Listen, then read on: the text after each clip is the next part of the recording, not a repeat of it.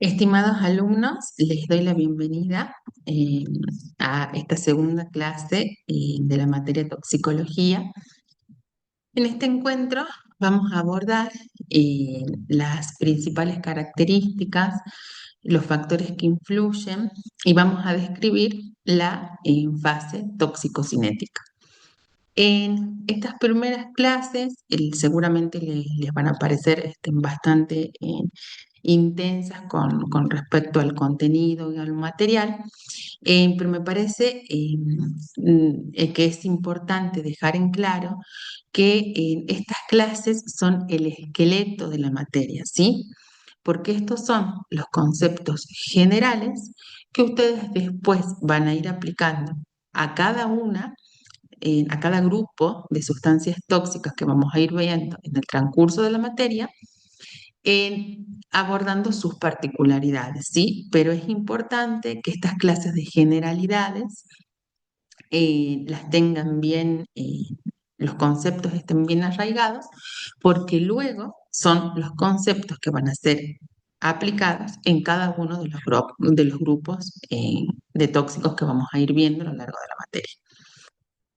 Muy bien, hoy vamos a abordar específicamente la toxicocinética y después en la próxima clase vamos a culminar con la descripción de la toxicodinámica.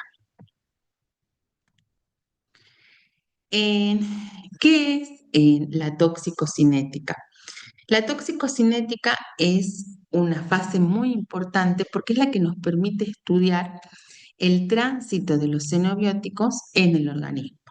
En líneas generales, la toxicocinética son todos los procesos que el organismo le hace a la sustancia o al xenobiótico que ingresa, a diferencia de la toxicodinamia, que son todos los mecanismos barra procesos que la sustancia tóxica le hace al organismo o al individuo vivo, ¿sí? La toxicocinética es un conjunto de procesos, vamos a ir describiendo cada uno de ellos, y es muy importante porque en cada una de estas etapas de la toxicocinética va a depender de la naturaleza, de la estructura química y del estado físico de la sustancia, ¿sí? Por ejemplo, vamos a ver que el mercurio, dependiendo del estado físico que se encuentre, se va a absorber. Por ejemplo, el mercurio emite vapores, cuyos vapores son tóxicos e ingresan por vía inhalatoria. Entonces, acá vemos cómo el estado físico influye en la toxicocinética. La toxicocinética nos permite nos permite realizar el estudio para los usos, aplicaciones de distintos medicamentos, productos industriales, etcétera. La acción fisiopatológica, es decir, dónde se va a generar ese mecanismo de acción que puede ser local o sistémica. Por ejemplo, local, si ese efecto tóxico se produce en el lugar en donde se absorbió la sustancia, por eso local, como por ejemplo los cáusticos producen el efecto en el lugar de absorción, o sistémico, si esa sustancia va a ingresar al organismo, va a viajar a través de la sangre, llegando a los diferentes órganos en donde va a ejercer su mecanismo de acción y en consecuente efecto tóxico. Es decir, que la toxicocinética es una etapa muy importante porque a través de ella vamos a poder estudiar diversos aspectos. Muy bien, entonces, el primer concepto que vamos a diferenciar es el proceso tóxico y la toxicocinética no es lo mismo. El proceso tóxico es un proceso, como bien lo dice su nombre, que involucra 4 estadios o etapas, que son la fase de exposición, la fase tóxico-cinética, la fase tóxico-dinámica y el efecto tóxico, con la consecuente intoxicación y manifestaciones clínicas. Entonces, la toxicocinética tiene las fases de absorción, distribución, almacenamiento que puede o no estar, biotransformación y eliminación. Entonces, no es lo mismo proceso tóxico que toxicocinética. La toxicocinética es una etapa del proceso tóxico. Para que el proceso tóxico en su totalidad se lleve a cabo, se necesita, en primer lugar, la fase de exposición. ¿Qué quiere decir esto? Es cómo el organismo se pone en contacto con la sustancia tóxica. Cuanto mayor es la exposición, aumenta el riesgo. El riesgo es la probabilidad de que aparezca un efecto nocivo debido a la exposición. Entonces, esa fase de exposición permite que ese agente químico, físico, biológico tenga una disponibilidad física para poder ingresar al organismo.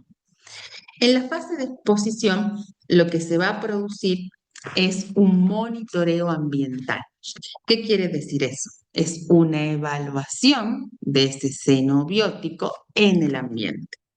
Por ejemplo, uno de los parámetros de monitoreo ambiental es el valor límite ambiental, que es lo que se conoce como BLA, valor límite ambiental. El BLA es un valor de referencia para la concentración de los agentes químicos en el aire. Es decir, estos BLA son específicos por cada xenobiótico, por cada sustancia, y son dados luego de una serie de estudios, ¿sí? Se hacen una serie de estudios por organismos nacionales e internacionales que establecen cuáles son los BLA para cada una de las sustancias. Entonces, son los que establecen la cantidad del tóxico o del xenobiótico que está en el aire y a la que pueden estar expuestos los trabajadores día a día durante su vida laboral sin que sufran efectos adversos o perjudiciales para la salud, ¿sí? Es por eso que el BLA, el valor límite ambiental, forma parte del monitoreo ambiental. Luego que hay una disponibilidad física de esa sustancia para que ingrese al organismo, sucede la toxicocinética. Durante la toxicocinética nosotros podemos realizar un monitoreo biológico en el individuo. ¿Qué significa eso? Que podemos evaluar la presencia de la sustancia tóxica y o sus metabolitos en diferentes fluidos, componentes corporales o matrices biológicas que se encuentren en ese individuo. A su vez, también ese monitoreo biológico puede ser dentro de la fase de toxicodinamia.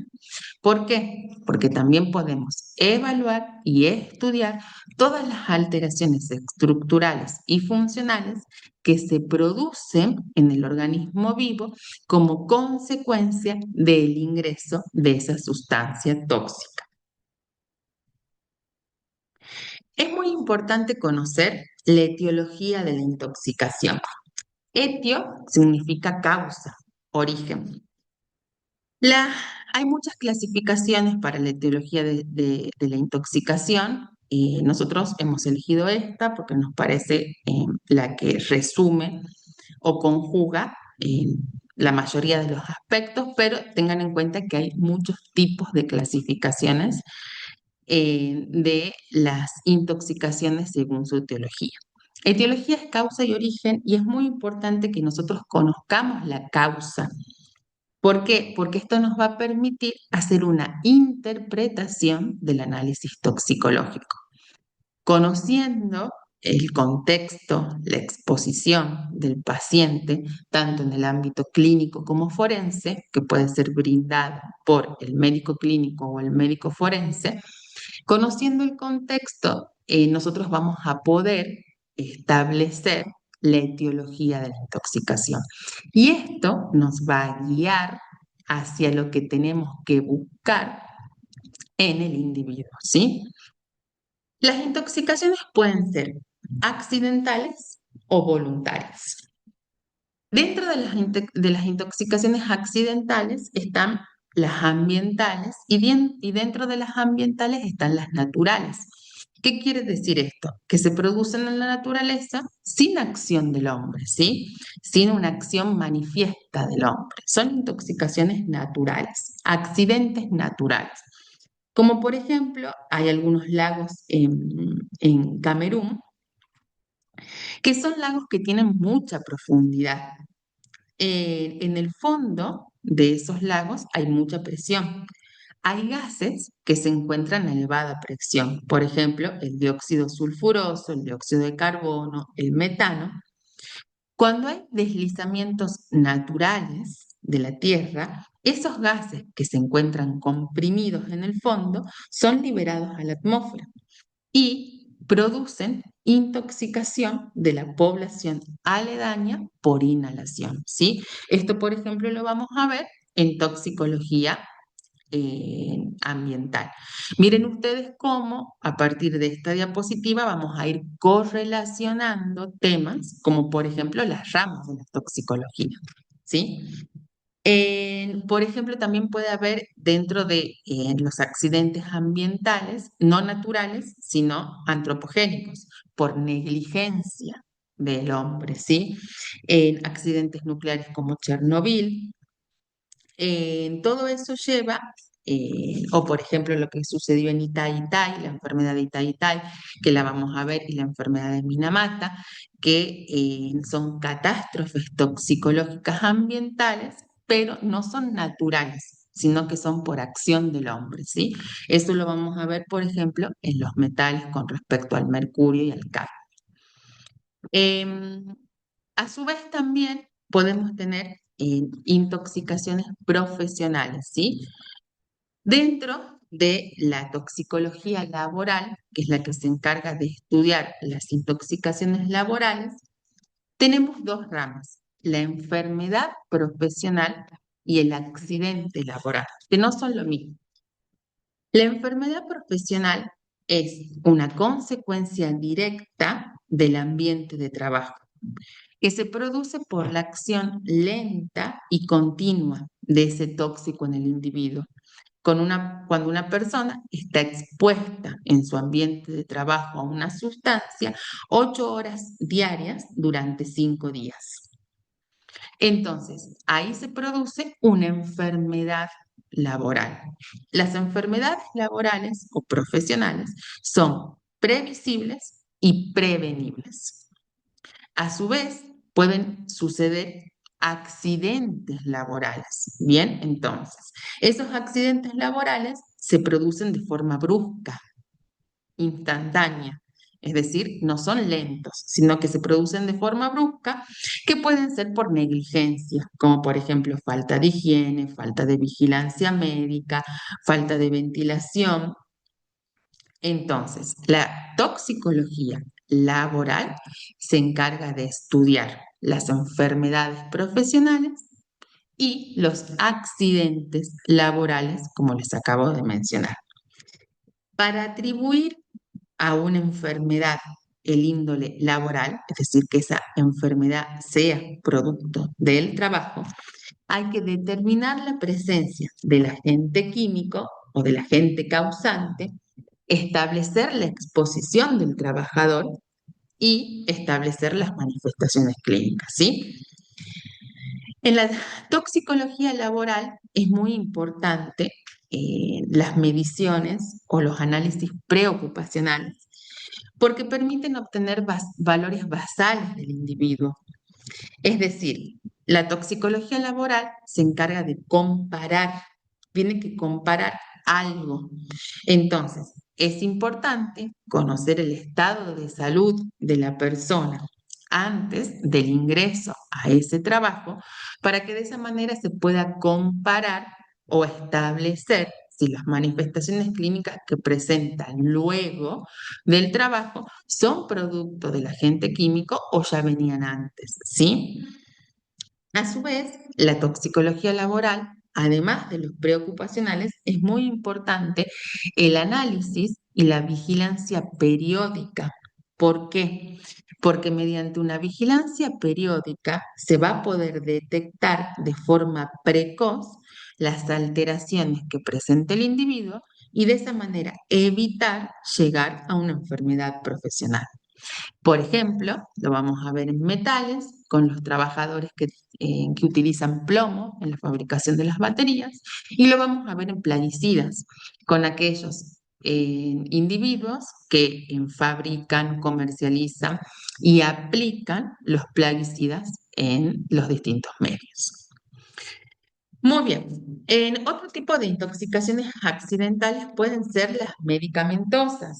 Y acá entra una rama que son las intoxicaciones iatrogénicas. Iatro viene de médico. Son aquellas intoxicaciones que se producen como consecuencia del implemento de medicamentos durante un tratamiento médico. Las intoxicaciones iatrogénicas no involucran o no incluyen la automedicación ni tampoco el abuso de drogas, ¿sí? Por ejemplo, muchas veces hay alteraciones o equivocaciones o negligencia en los productos o en los frascos, en la formulación, en la dosis, sobre todo en adultos y en niños, que son los rangos etarios más susceptibles a intoxicación. Por interacción, acá también es muy importante tener en cuenta dos conceptos que son los efectos indeseables y los efectos laterales de los fármacos. Los efectos indeseables son todas aquellas reacciones inesperadas que se producen dependiendo de la idiosincrasia del paciente, ¿sí? Dependen de la fisiología y de la anatomía del paciente. Es una respuesta de ese paciente. A su vez, los efectos laterales no es lo mismo efectos indeseables que efectos laterales. Los laterales son reacciones conocidas que se llegan a esperar. Por ejemplo, en la aspirina, una de las reacciones conocidas es que puede producir úlceras gástricas, ¿sí? A su vez también tenemos las intoxicaciones alimentarias, por ejemplo, por envases que estén contaminados, por la contaminación química de los alimentos. Ya vamos a ver que en muchos envases en los cuales se transportan los plaguicidas no son correctamente eliminados. Entonces, esos envases luego son reutilizados por la población en donde colocan, por ejemplo, agua de consumo, que eso se lleva a una intoxicación por contaminación química de los alimentos, porque esos envases que llevaban un producto tóxico no fueron correctamente eliminados. Em, a su vez también tenemos las intoxicaciones domésticas infantiles, como por ejemplo cuando envases que contienen elementos de limpieza o líquidos de limpieza no son correctamente rotulados o se cambia en los envases de ese contenido. También acá ingresan, por ejemplo, en los animales ponzoñosos o las toxinas, ¿sí? Las plantas tóxicas también ingresan dentro de esta clasificación. Y luego tenemos todas aquellas intoxicaciones que no son accidentales, sino que son voluntarias, ¿sí? Tenemos los homicidios y dentro de los homicidios están los homicidios dolosos y los homicidios culposos. Los dolosos es cuando hay una intencionalidad, es decir, hay intención de matar. A diferencia de los culposos, que son aquellos homicidios en donde se produce la muerte de una persona, pero sin intención. Sí con responsabilidad, pero no con intención. Luego tenemos los suicidios. Dentro de los suicidios, la primera causa de suicidios es por ahorcamiento. Luego, por el uso de arma de fuego. Y en tercer lugar, por envenenamiento, en donde acá entramos nosotros como toxicólogos, en donde principalmente están involucrados los psicofármacos y los plaguicidas. Luego tenemos las intoxicaciones abortivas, ¿sí? Por ejemplo, esas intoxicaciones abortivas pueden ser por fármacos, como el oxapros, que dilata el cérvix e induce a la contracción uterina. Y en ese caso de abortos se pueden encontrar restos tanto en la vagina como en el contenido gástrico. Y también están las intoxicaciones abortivas que se producen a través de componentes naturales, ¿sí? Eso lo vamos a ver cuando veamos la clase de intoxicaciones por plantas tóxicas. Generalmente, todas las sustancias, sean naturales o sintéticas, tienen actividades oxicotóxicas. Luego tenemos las toxicofilias o drogas dependencia, que también vamos a tener una clase de eso, en donde se encuentran las drogas de abuso, cocaína, alcohol, etcétera. Y luego tenemos el dopaje. El dopaje es la evaluación de los individuos con el objeto de determinar si están bajo la influencia y el efecto de determinadas sustancias. Ese individuo utiliza esas sustancias con el objetivo de aumentar su rendimiento, que puede ser laboral, deportivo o sexual. Es por eso que el dopaje evalúa si ese individuo está bajo los efectos de sustancias que ya están previamente tabuladas, dependiendo de la rama, ¿sí? Laboral, deportiva o sexual. Muy bien, entonces esta es una síntesis de la clasificación de las intoxicaciones según su etiología. Bueno, dentro de las fases del proceso tóxico, ya describimos la fase de exposición y vamos a describir la toxicocinética. Muy bien, esto ya lo vimos, ya lo- lo aplicamos. Con respecto a la fase toxicocinética, ¿qué es la toxicocinética? La toxicocinética es el estudio cuantitativo de todos los procesos que experimenta el xenobiótico en un organismo vivo, ¿sí? Es el conjunto de procesos que el organismo vivo hace sobre el xenobiótico y eso determina la cantidad de tóxico que va a interaccionar con el bioreceptor específico para provocar un daño tóxico. Acá vienen tres conceptos importantes. Por un lado, dosis, por el otro lado, concentración y por el otro lado, biodisponibilidad. La dosis es la cantidad de la sustancia que se le administra al individuo. De esa dosis se va a absorber un porcentaje, ¿sí? Que es lo que va a circular en sangre, es lo que va a ingresar al organismo y lo que va a circular en sangre. Esa cantidad va a estar disponible para una biotransformación, ¿sí? Entonces, la biodisponibilidad es la cantidad del xenobiótico disponible para interactuar, que no va a ser la misma siempre que lo que se absorbe, ni no va a ser lo mismo que la dosis que se aplica, ¿sí?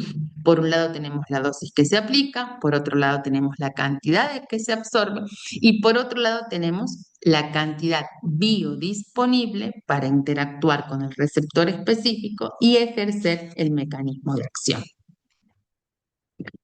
Hay en la toxicocinética, estas son las fases de la toxicocinética, y también es muy importante acá diferenciar la toxicocinética de la farmacocinética, ¿sí? En la farmacocinética estudiamos dosis terapéuticas. En la toxicocinética no, estudiamos dosis elevadas.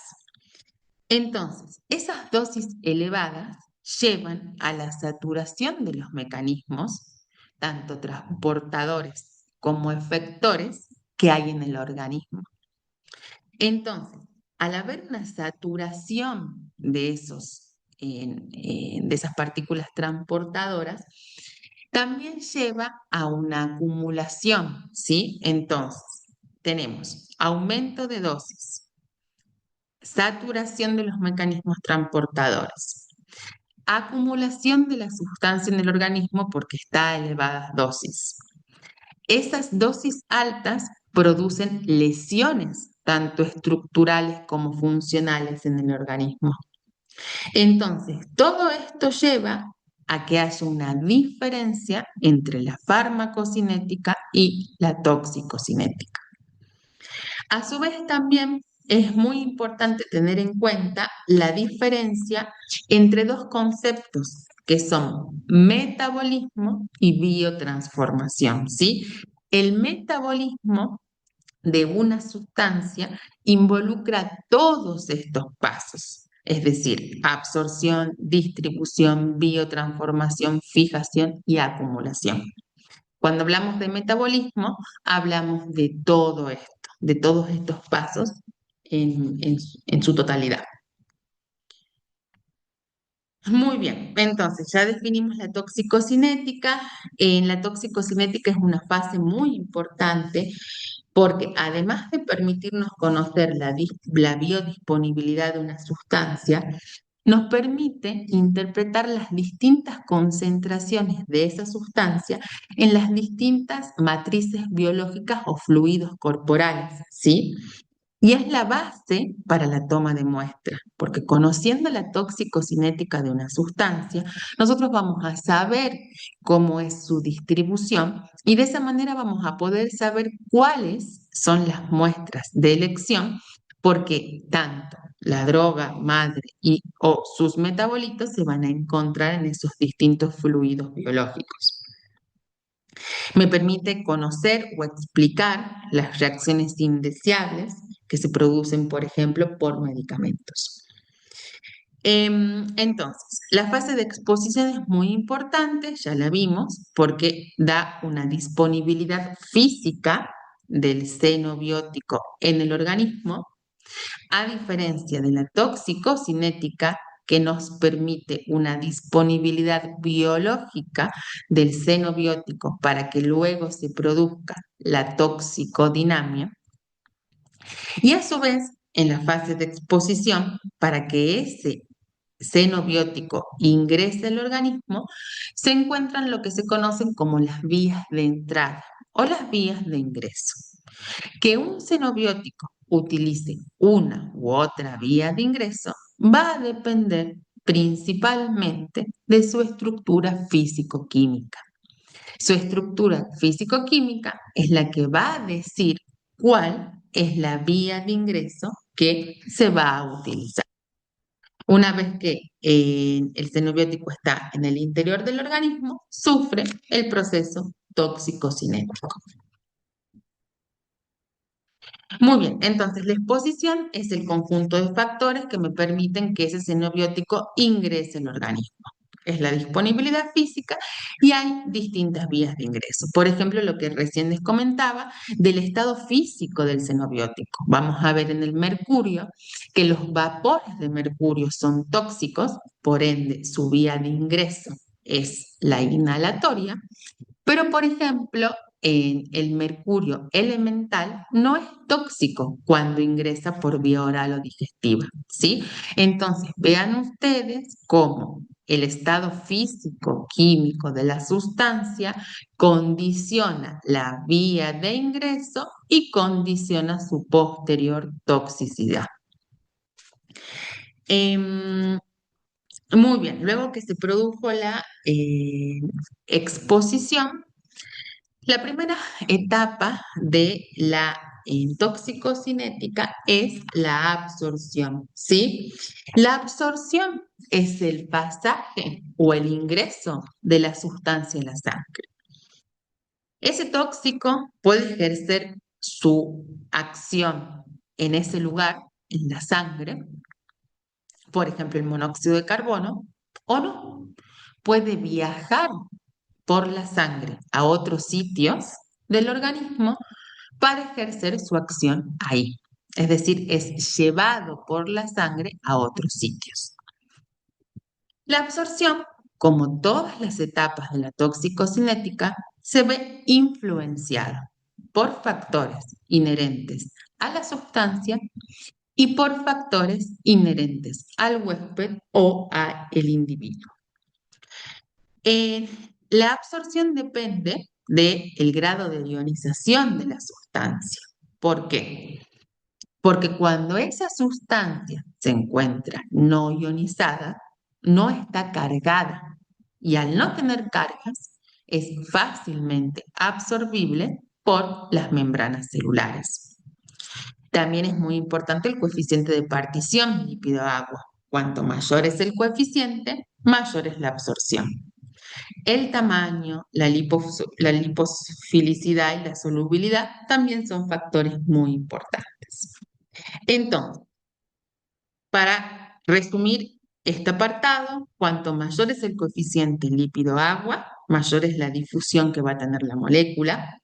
Moléculas pequeñas y moléculas no ionizadas pueden pasar más rápidamente, pueden absorberse más fácilmente, ¿sí? Hay un concepto muy importante acá a tener en cuenta, que es lo que se conoce como el periodo de latencia.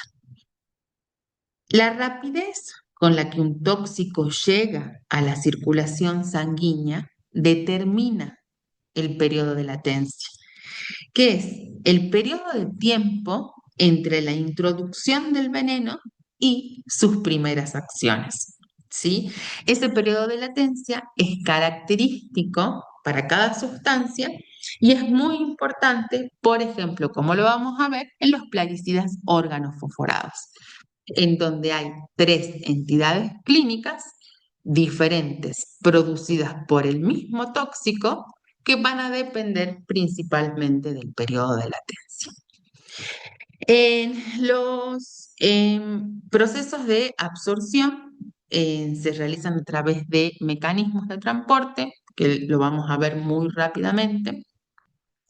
Y también hay que tener en cuenta que la absorción puede ser por vías mediatas o por vías inmediatas.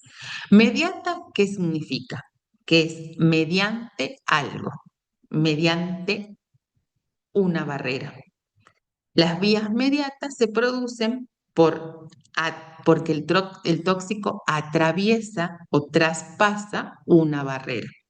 Por ejemplo, la vía oral, la vía cutánea, en la vía respiratoria, son todas vías de absorción mediatas. Ahora, las inmediatas son cuando no hay una mediación.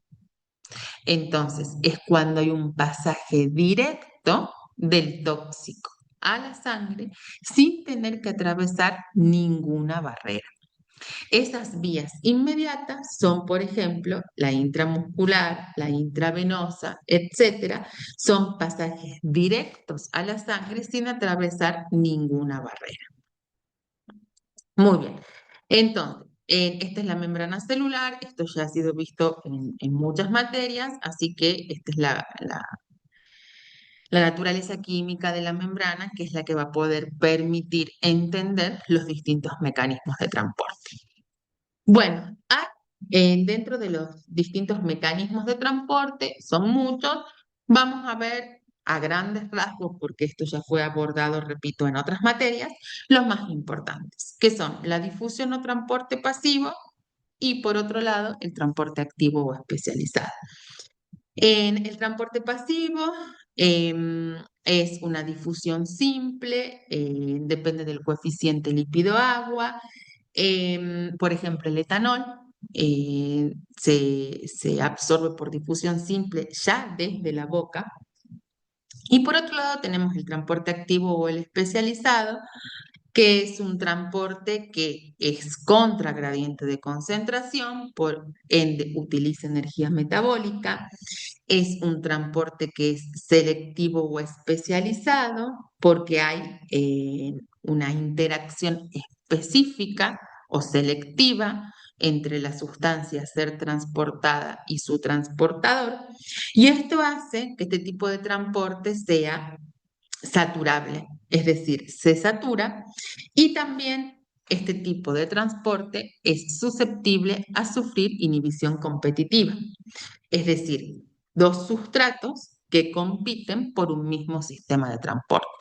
Esto lo vamos a ver, por ejemplo, en la absorción de los metales, ¿sí? Cuando los metales exógenos tóxicos compiten con los metales esenciales endógenos por el transporte, por los elementos transportadores, ¿sí? Muy bien. Bueno, todo esto lo que veamos es un resumen de lo que habíamos dicho. Es muy importante para la absorción el pH del medio, porque el pH del medio es lo que va a determinar que haya una mayor proporción de la molécula no ionizada. Esto es muy importante, por ejemplo, en el sistema digestivo, ¿sí? En los distintos segmentos del sistema digestivo. El pH en el cual el ácido o la base se encuentra en su forma mayoritaria no ionizada va a favorecer su absorción. Y el coeficiente lípido-agua, que es lo que ya tratamos anteriormente. Hay un concepto muy importante que es la velocidad de absorción. La velocidad de absorción es la cantidad del producto que pasa a la sangre por unidad de tiempo. Y puede responder a una cinética de orden 0 o a una cinética de orden 1. Para graficar esto, tenemos la concentración en función del tiempo, ¿sí? Y acá podemos ver cómo tenemos cinética de orden 0 y cinética de orden 1. ¿Cuál es la diferencia entre la cinética de orden 0 y la cinética de orden 1? En la cinética de orden 0, la velocidad, es decir, es independiente de la cantidad de producto que queda por absorber del otro lado de la membrana. La cinética de orden 1, que es esta, que es la experimentada por la mayoría de los tóxicos, es exponencial. ¿Qué quiere decir esto? Que es función o está en función de la cantidad de xenobiótico que queda por absorber. Es por eso que ustedes ven acá que es decreciente en función del tiempo, porque esta velocidad sí depende de la cantidad de tóxico que queda por absorber. A la derecha podemos ver que cuando se grafica el logaritmo de la concentración en función del tiempo, se obtiene una recta de la cinética de orden 1. Es decir, que hay una representación matemática en la escala semilogarítmica. Bueno, todo esto es lo que habíamos hablado recientemente. Entonces, en resumen, los factores que influyen sobre la absorción van a depender de la ionización de la sustancia. Cuanto mayor es el porcentaje no ionizado, mayor va a ser la absorción, de la naturaleza físico-química, del coeficiente de partición lípido-agua. Cuanto mayor es el coeficiente, mayor es la absorción y también de condiciones inherentes o factores inherentes al huésped, como por ejemplo la composición química de la membrana. Por ejemplo, cuando hay una absorción por vía cutánea, no todos los segmentos de la piel tienen el mismo grosor, ¿sí? Las palmas de las manos y las plantas de los pies tienen un grosor diferente. Entonces, dependiendo del grosor de la piel, va a haber una mayor o menor absorción de un tóxico. También depende, por ejemplo, del estado de la piel. Muchas veces si la piel se encuentra dañada, también va a favorecer la absorción del tóxico. La capacidad de transporte activo y el pH del medio. La segunda etapa en el proceso tóxico-cinético es la distribución. La distribución es cómo el tóxico llega a diferentes lugares dentro del organismo, ¿sí? En esa distribución también va a depender de muchos factores inherentes a la sustancia, inherentes al huésped. La distribución es una etapa que depende principalmente del flujo sanguíneo y de la permeabilidad capilar de un vaso en el órgano diana. Es decir, la velocidad de difusión desde el lecho capilar a un determinado órgano o un determinado tejido es lo que condiciona la distribución. Em, También vamos a ver que existen distintas barreras. El organismo tiene dos zonas que están diseñadas para dificultar el paso de esas sustancias o para dificultar la distribución de los xenobióticos, que son la barrera hematoencefálica y la barrera placentaria. Una vez que el tóxico está en la sangre, tiende a distribuirse, ¿sí? A esparcirse, a ir a distintos órganos. Esto lo puede hacer mediante, por si se puede encontrar disuelto en plasma o puede viajar en la sangre unido a proteínas o puede estar unido al estroma de glóbulos rojos. Que use uno u otro medio de transporte en la sangre va a depender principalmente de su naturaleza físico-química. En la unión a proteínas es el transporte más común, ¿sí? Los tóxicos suelen, o la mayoría de los tóxicos suelen viajar en sangre unido a proteínas plasmáticas. Y esto hace que la distribución esté en un equilibrio dinámico, ¿sí? Hay un equilibrio entre la porción del tóxico libre y la porción del tóxico unido a proteínas plasmáticas. Cuando ese tóxico se encuentra unido a proteínas plasmáticas, no es capaz de ejercer el efecto tóxico, ¿sí? Entonces, cuando hay una depresión de proteínas plasmáticas o cuando hay una competencia con otra sustancia o sustrato por la unión, compite con el tóxico por la unión a proteínas plasmáticas, hace que la fracción del tóxico libre aumente en el organismo y esto lleva a un aumento de la toxicidad. Un concepto muy importante que lo vamos a ver en etanol, también lo vamos a ver en los metales y en muchas drogas, ¿sí? Cuando hay competencia por las proteínas transportadoras. La distribución del tóxico en el organismo puede seguir dos modelos, ¿sí? El modelo monocompartimental y el modelo bicompartimental. El modelo monocompartimental, un xenobiótico no presenta afinidad y es repartido a todos los tejidos luego de la administración. Esa sustancia difunde de forma instantánea a toda la masa corporal, ¿sí? No hay afinidad por un determinado órgano o sistema. El modelo de distribución que utilizan la mayoría de los tóxicos es el modelo bi o multicompartimental. En ese modelo, el xenobiótico se distribuye lentamente y de una forma que no es homogénea, en donde hay un compartimiento central, en donde se produce principalmente el proceso de biotransformación y luego un compartimiento periférico, uno o varios compartimientos periféricos, en donde se produce la etapa de acumulación o depósito. Entonces, el tóxico ingresa en el compartimiento central, se produce la biotransformación y en los compartimientos periféricos la acumulación. Es importante tener en cuenta que cuando el tóxico se encuentra en sus compartimientos periféricos, no se excreta ni se biotransforma, está estancado ahí, ¿sí? Se acumula, como por ejemplo los plaguicidas organoclorados en el tejido adiposo o como por ejemplo el plomo en huesos, ¿sí?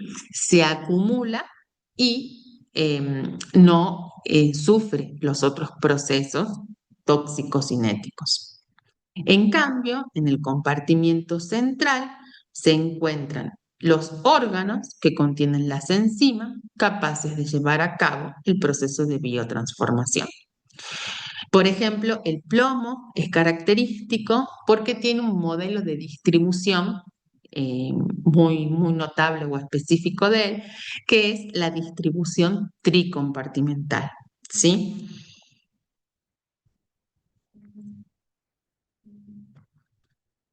Bueno, vamos a ver ahora la biotransformación. La biotransformación es la modificación química del xenobiótico, que es llevada a cabo por el organismo vivo y es catalizada por enzimas del organismo vivo, con el objeto de tener un producto resultante que sea fácilmente eliminable o excretable del organismo. Es decir, la biotransformación es una conversión química del xenobiótico mediada por enzimas que están en el organismo vivo. Y acá viene la diferencia que hablábamos de metabolismo y biotransformación. Metabolismo es el total o es la totalidad de los procesos físicos químicos que tienen lugar dentro del organismo, desde la absorción hasta la eliminación, incluyendo la biotransformación. En cambio, la biotransformación es solo una etapa del proceso tóxico-cinético. Muy bien, entonces la biotransformación tiene dos fases, la fase 1 y la fase 2.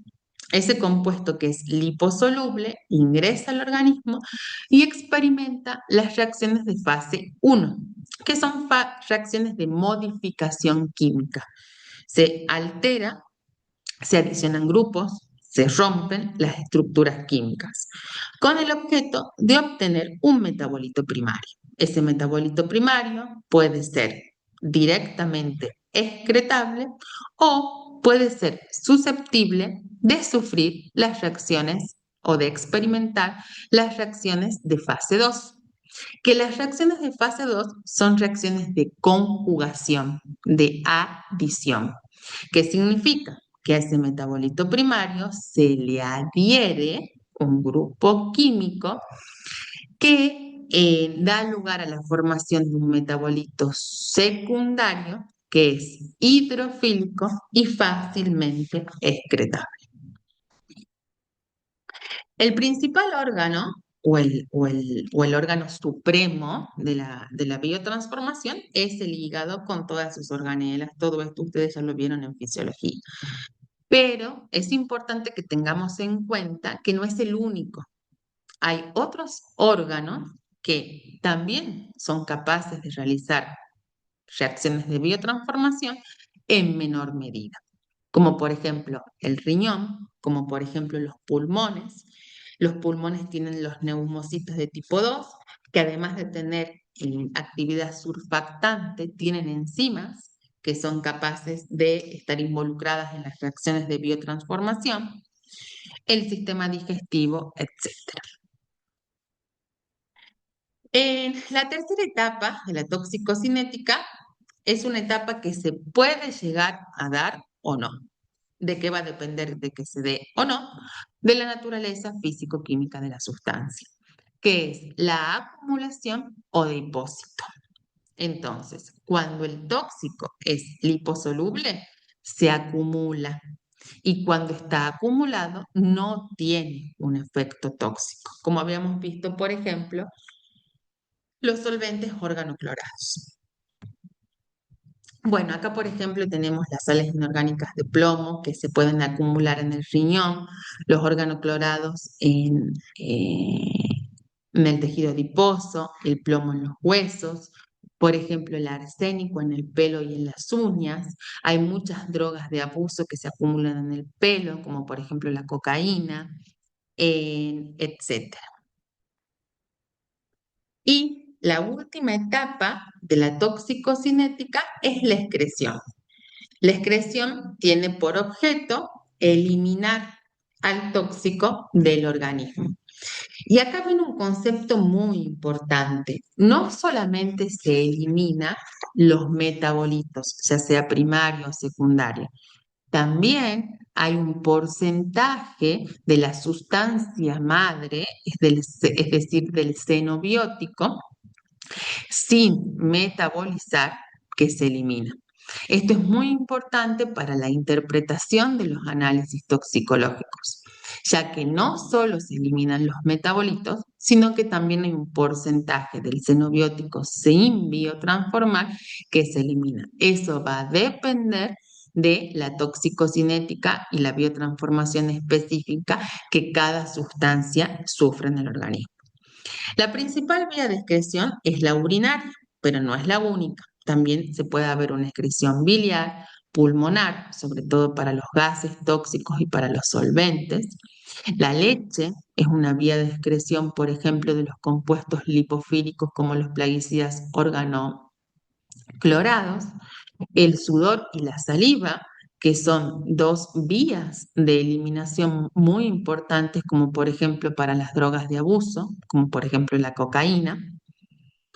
Las faneras, que por ejemplo las uñas, son una vía de eliminación muy importante para algunos compuestos inorgánicos como el arsénico, porque son ricas en grupos sulfidrilos y el arsénico tiene apetencia por los grupos sulfidrilos, o como por ejemplo el pelo, que sirve para la eliminación de metales, como por ejemplo el plomo, y también para compuestos orgánicos o drogas de abuso como la cocaína.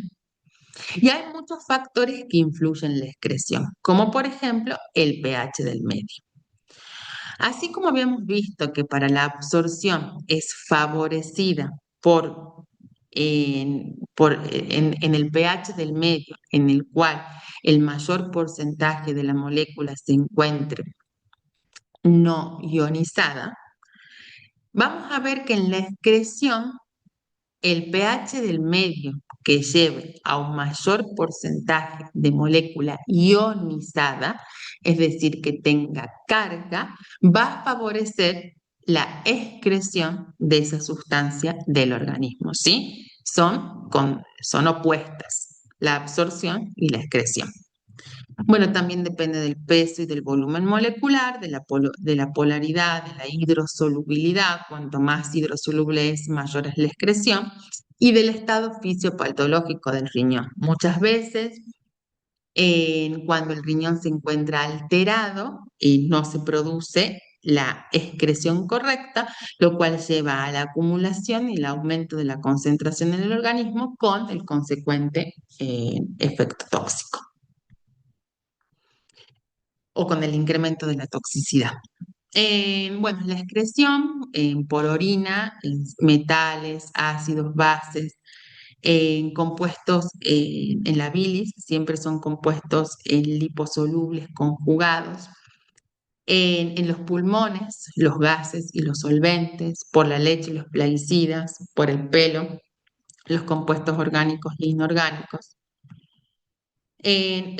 Son conceptos de fisiología, lo mismo que esto, para que ustedes tengan un breve repaso. Y viene un concepto muy importante en toxicología, que es la circulación enterohepática o la reabsorción enterohepática, que se da en aquellos xenobióticos que poseen o que experimentan excreción biliar. En esos xenobióticos en que se encuentran en la bilis o que son excretados por medio de la bilis, se encuentran conjugados con glucurónido y sulfato.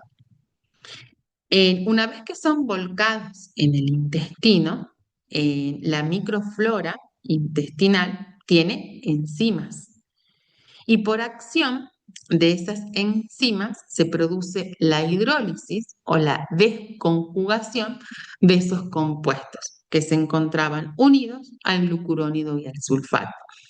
Al hidrolizarse esa unión, esos compuestos quedan libres. Entonces, son susceptibles de ser reabsorbidos por el intestino, volviendo o regresando a la circulación sanguínea. ¿Esto qué hace? Que se produzca la circulación enterohepática. Entonces, lleva a un aumento de la concentración de ese compuesto en el organismo porque se está reabsorbiendo a través del intestino. Y no solo eso, sino que lleva a un aumento del tiempo de vida media, es decir, el periodo de tiempo en el cual nosotros podemos encontrar o en el cual puede permanecer esa sustancia dentro del organismo, aumenta. Ese aumento en cantidad y en tiempo es lo que lleva que aumente la toxicidad de esa sustancia. Es decir, que aumente la toxicidad de aquellos xenobióticos que sufren circulación enterohepática. Luego, también se puede producir la excreción pulmonar, sobre todo en aquellos gases y en solventes tóxicos, ¿sí? En la excreción pulmonar hay un concepto muy importante que es la presión parcial, ¿sí? La presión parcial o la presión de vapor de ese tóxico gaseoso. ¿Por qué? Porque hay un equilibrio dinámico, o sea, siempre se tiende al equilibrio entre las presiones parciales. La presión parcial del tóxico en el aire y la presión parcial del tóxico en la sangre. Siempre se va a tender a un equilibrio y ese equilibrio es dinámico. Entonces, si la presión del tóxico gaseoso es más grande en el aire, va a aumentar la llegada del tóxico del aire a la sangre. ¿Esto qué quiere decir? Que va a favorecer su absorción. Al contrario, cuando es mayor la presión del tóxico en la sangre, que en comparación con el aire, este tóxico va a tender a salir del organismo, a excretarse o a eliminarse. Y este es el fundamento de por qué cuando una persona se encuentra intoxicada con monóxido de carbono, se lo lleva a un ambiente libre de monóxido, se lo saca del sitio en donde se encuentra el gas. Al llevarlo a un ambiente abierto y libre, la presión del monóxido de carbono en ese aire es menor. Entonces, el monóxido de carbono que está en el interior de la persona tiende a salir, ¿sí? A eliminarse. Este concepto de presión de vapor o presión parcial del gas es muy importante no solamente en los tóxicos gaseosos, sino también en los tóxicos volátiles, en los líquidos volátiles, como por ejemplo los solventes orgánicos, en donde por ejemplo se encuentran el cloroformo, el etanol, etc. La excreción también puede ser a través de las glándulas mamarias, como vimos, por ejemplo, en los compuestos o en los plaguicidas organoclorados. Y la excreción por sudor y saliva también se da, por ejemplo, en drogas de abuso como la cocaína. Con respecto a las sales metálicas, ya lo vamos a ver también al plomo y al mercurio, que cuando se eliminan por saliva forman sulfuros que se conocen como el ribete de Barton y el ribete de Gilbert, que son muy comunes en intoxicaciones por metales. Muy bien, entonces, de esta manera culminamos la descripción de la toxicocinética. En nuestro próximo encuentro, lo que vamos a hacer es desplegar y describir eh, eh, ahondar más en conceptos de biotransformación para luego abordar en la toxicodinamia y de esa manera culminar con las generalidades de la toxicología. Me encuentro a disposición para cualquier duda o cualquier consulta que tengan. Se pueden contactar conmigo tanto a través del foro del aula virtual o por correo electrónico. Bueno, espero que este encuentro haya sido de su agrado y nos volvemos a reencontrar en otra ocasión.